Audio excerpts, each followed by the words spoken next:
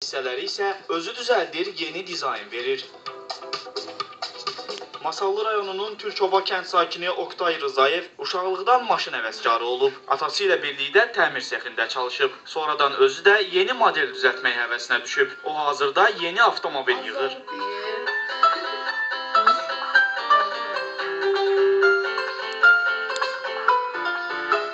Önündəki qabağa çəkmişəm, yəni təkər biraz onu vuranda yıxılsın, qabalıqda yaxşı olsun.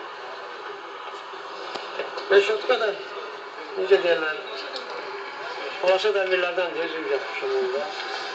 Oldu, Mercedes-in danışsasını bunlar hamısı açılıb bağlanır.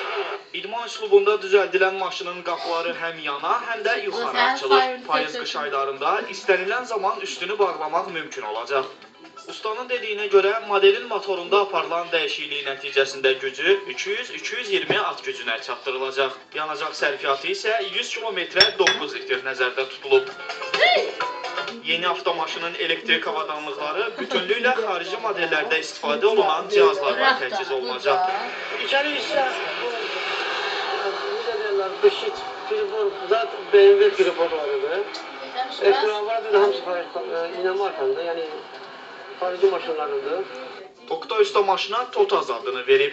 Oktay Rızayevin bildirdiyinə görə bu günə qədər xərclərini hesablamasa da işini tamamlamaq üçün daha 5-6 min manat vəsait sərf edəcək. Avtomaşının tam hazır olmasına isə 3-4 ay vaxt lazımdır.